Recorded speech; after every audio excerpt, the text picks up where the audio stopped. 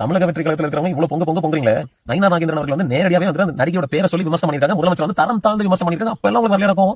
அப்பெல்லாம் வந்து தமிழக வெற்றி கழகத்தில் வந்து ஆர்ப்பாட்டம் போராட்டம் இதெல்லாம் பண்றதுக்கு வந்து தைரியம் இல்லையா, திராணி இல்லையா? அப்போ பிஜேபி அண்ணாமலை அவர்கள் வந்து இடுப்பு கிளிட்டு வந்து உங்க தலைவர் விஜய் அங்கிளை கேவலப்படுத்திருக்காங்களே, அப்பெல்லாம் உங்களுக்கு வரலையா இருக்கும்? அப்பெல்லாம் நீங்க என்ன போராட்டம் பண்ண எங்க போயிருந்தீங்க?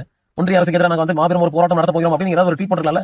பிஜேபி எதிர்த்து நிக்கிறதுக்கு வக்கு இல்ல, துப்பு இல்ல, திராணி இல்ல, தைரியம் இல்ல, முதுகலும் இல்ல, தொடநடிங்களா இருக்கீங்க. நீங்களா எங்க கட்சியை பத்தி விமர்சனம் பண்றதுக்கு என்ன தகுதி இருக்கு? தம்பி என்ன பேசினாலும் தப்பு தான். அண்ணாமலை நாயனார் திமுக நிறைய பேர் வந்து நேரடியா திரிஷாவை பேசும்போது யாருமே இங்க பொங்கல.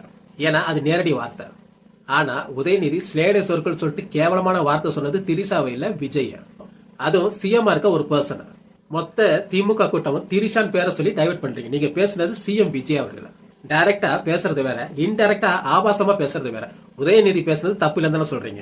காவேரி பிரச்சனைக்கு உதயநிதி அங்க பேச போயிருக்காப்ல. அங்க பேச போன இடத்துல நிறைய பேர் திரிஷான் கத்திருக்காங்க. திரிஷான் கத்தனோட ஒரு தலைவனா இருந்தா என்ன செஞ்சிருக்கணும்? உண்மையான தலைவனா இருந்தானா திரிஷா பத்தி கத்தாத, காவேரி பத்தி பேசுவோம் அப்படின்னு தானே சொல்லிருக்கணும். எதுக்கு அந்த வார்த்தை?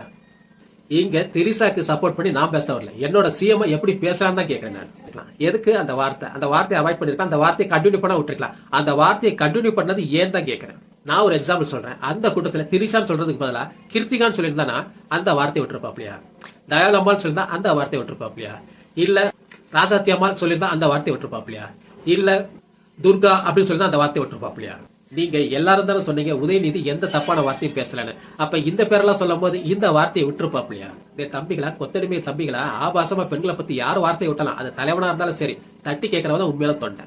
அதை விட்டுட்டு முட்டு கொடுத்துட்டு இருக்கீங்களா? உங்களுக்கு எல்லாம் வெக்கமால? நாளைக்கு உங்க வீட்டு பெண்களை இதே மாதிரி தான் பேசுவாங்க. அறிவில்லாத முட்டா தற்கொலைகளா? எந்த பெண்ணை பேசினாலும் தப்பு தான். எந்த பொண்ணோட பேர சொன்னாலும் அதை பத்தி பேசாதீங்க சொல்றவன் தான் தலைவன். ஆபாசமான வார்த்தையை ஸ்லேட சொற்கள் மாத்தி இவ்வளவு முட்டா பரதேசிகள் ஓடி வந்து முட்டு கொடுத்துட்டு இருக்கீங்க. உங்களெல்லாம் பார்க்கும்போது அருவருப்பான ஒரு கேவலமான ஒரு பிறவியா தான் நான் பாத்துட்டு இருக்கேன். ஏன்னா ஒரு பொண்ணை சொல்லும் போது அது எந்த பொண்ணா இருந்தாலும் சரி, அதுக்கு குரல் கொடுக்கறமே தவிர்த்து முட்டு கொடுக்க கூடாது. நான் திருப்பி பதிவு பண்ணேன். இது திரிசாக்காக நான் பேசல. ஆபாசமா பெண்களை எவன் சித்தரிச்சாலும் நான் பேசுவேன்.